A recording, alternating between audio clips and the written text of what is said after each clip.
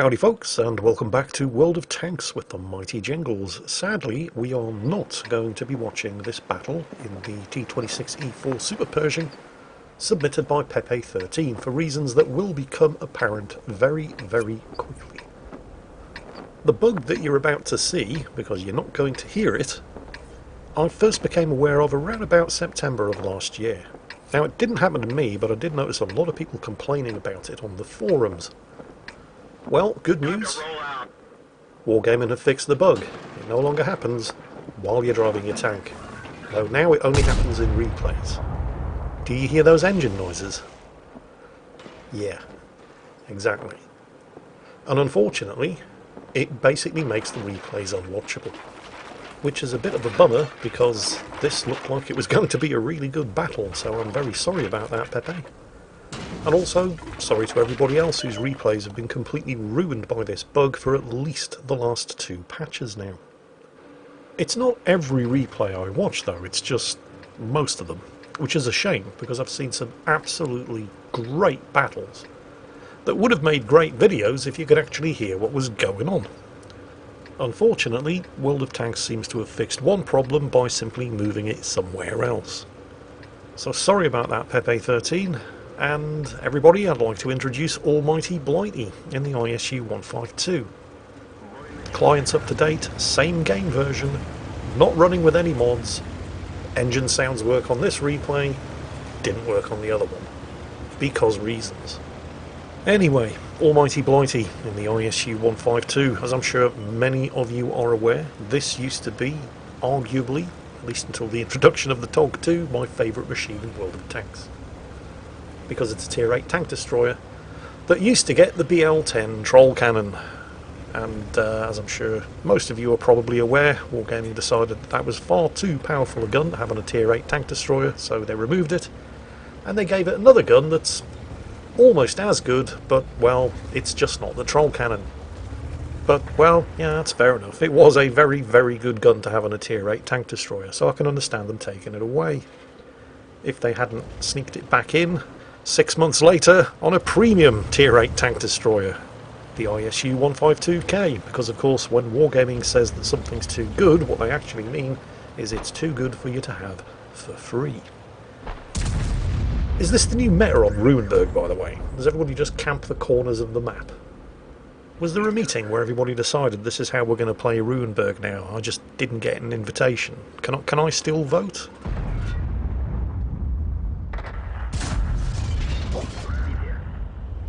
No? Okay. Say what you like about the BL-10, this replacement gun on the ISU 152, the D4S, it's still pretty fearsome. I mean, it has, is it 26 or 28 millimeters less penetration than the BL-10, but, well, 260 millimeters of penetration at tier 8 is still more than enough. And it still does that 750 average damage, which is absolutely terrifying when you know you've got one of these things pointing at you. And I never understood at the time why they removed the BL-10 from the ISU 152, because you can still fight tier 10s with this gun. And then the ISU 152K appeared in the premium shop, and suddenly I understood. It's World of Tanks pulling the old bait and switcheroo, take away something that's good, that everybody likes, and then sell it back to them later for real money. Or to put it another way, gonna do some sketchy shit, doo-dah, doo-dah, hope I get away with it, doo-doo-dah day. And of course, they did. This machine still has it where it counts, however. And is it just me? Or is Almighty Blighty's team starting to get its arse handed to them? Well, it's not that bad. The enemy team are only 3 kills ahead. At least in older versions of World of Tanks it may not have seemed that bad, because all we're seeing are the kills.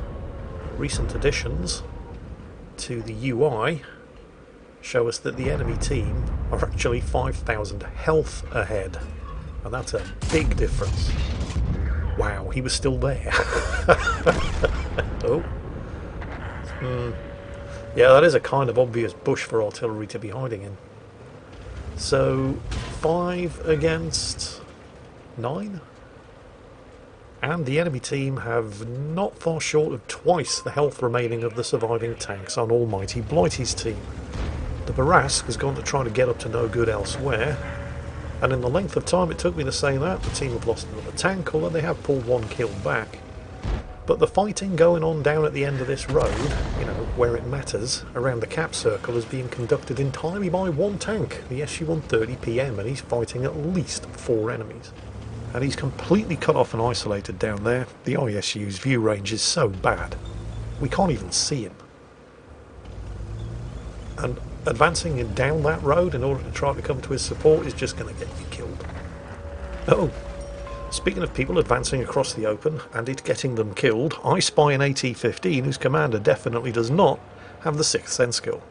Hit by the ISU, hit by the Barask, hit by the Ferdinand, hit by the Barask again, and finished off by the Ferdinand. I think the Ferdinand's running the 88 rather than the 105mm gun, judging by his rapid rate of fire. Pulls back into the bushes. Barask has gone to get up to some sketchy shit. Ferdinand and ISU backing each other up. I think that's actually a fairly smart move from the Barask, because anybody approaching the 30 and Almighty Blighty here are going to have to do it across an open road. And if they try to flank around, the Barask is going to spot them. So good job, Barask. Well done. And then, just to make me look like an idiot, the second I say that, enemy tanks appear in the middle of the field. No, defend, that's it, yes. Kill the one that you can kill. Keep the Barask in play. Good choice of targets. Backs up behind the wall, but they're all coming in for the Ferdinand now. Now check this out. This is actually kind of funny. Not the shot at the mill. I mean, okay, that was kind of funny. I didn't expect that to even hit, let alone penetrate. But watch the CS-52. He's gotten around the side of the Ferdinand. Now that's good for him and bad for the Ferdinand, because it means the Ferdinand can't shoot at him. But he's come around this side of the Ferdinand, and that means Almighty Blighty can shoot at him. Seriously, it wasn't that hard a decision. I mean, if you have a choice of 2 places to go, and in one of those 2 places nobody can shoot at you, and in the other of those 2 places somebody can shoot at you, go for the one where nobody can shoot at you. Yeah?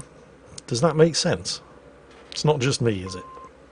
Meanwhile, here's another optimist, a Type 59, who thinks he is going to survive for the length of time it's going to take to do 1,000 damage to Almighty Blighty. Spoilers, he's not. Meanwhile, Almighty Blighty and the Barask know that they have to get that cap reset or they're going to lose, and then, oh, that's not good. That UDES on the flank has pulled back into the bushes. There is no way Almighty Blighty will make it down there alive.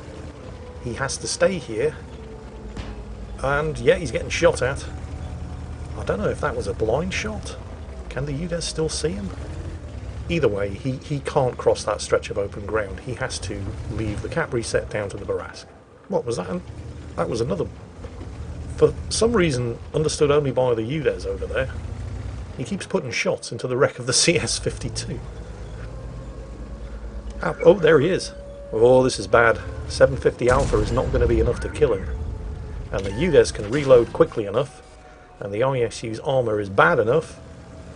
This has got to be curtains for Almighty Blighty. And if the UDES hadn't decided to stop at point blank range and go into siege mode, massively reducing his mobility, it would have been curtains for Almighty Blighty. I mean, remember, he hit him on the move while in travel mode. Artillery is going to be a pain in the arse. And then stopped when he couldn't possibly miss in order to engage siege mode, which took so long that he missed. Well, he didn't even get to take the shot. Meanwhile, the Barask has reset the cap. Good job, Barask, and he's come back to assist with the UDES. And now the UDES, well, I believe as Private Hudson so very eloquently put it, now the UDES is in some real pretty shit. And now it's 2 versus 2, and I have to wonder, I mean, the artillery has, and still is, trying to win this game, but the IS-3A, instead of advancing down that road to the left, maybe 100 metres, to get into the perfect spot where he could unload a 122mm high explosive enema straight into Almighty Blighty's perfectly rounded butt cheeks. But no, he's just been sitting in the cap circle, getting reset by the Barask, and then continuing to sit in the cap circle. Meanwhile, I don't know if you've spotted it down there in chat, but the Barask is an absolute legend. He's looking at Almighty Blighty's kills, and he knows he's 1 kill away from a Radley Walters medal. He's telling him, I'll spot if you want to get that kill. What an absolute rock star. And there is the Radley Walters medal. Now, they can't get a crucial contribution because there aren't enough kills left for them to get 12 kills between the two of them. They'd be one short, but they could get a Brothers in Arms if the Barask can get the kill on the IS-3A, who is still trying to cap. I mean, he's been close before. He's close again, but this is about as close as he's going to get. I mean, I don't want to be critical of the Barask here because he has been a great teammate, but he's definitely got the health. And again, it's an IS-3A, it's an autoloader, isn't it? He's fired one shot. I feel like maybe he doesn't want to risk dying, which is unfortunate because it would have been nice to see these guys get a Brothers in Arms for 3 kills each. But the Barask, because he's just a great teammate, is content to just sit there, draw the IS-3A's fire, and allow Almighty Blighty to get the final kill. And then sneak into the cap circle in an attempt to farm some capture points in the process. I wonder if he got any. I guess we'll see in the post-battle results. Ace Tanker, Radley Walters medal, Defender, High Caliber, Tank Sniper, and of course Top Gun for Almighty Blighty in the oldie but goldie ISU 152. And of course a massive shout out to Script 777 in the Batchation Barask. An all-round good egg and snappy dresser, an exemplary teammate without whose assistance this would almost certainly have been a defeat. It's just a shame he couldn't have gotten that last kill, because then they could have added the Brothers in Arms medal to their achievements, but it is what it is. And in case you're wondering, no, Almighty Blighty did not get any capture points. Congratulations to everyone involved, and I hope you all enjoyed watching that one, because that is it for today. As always, take care, stay safe, and I'll catch you next time.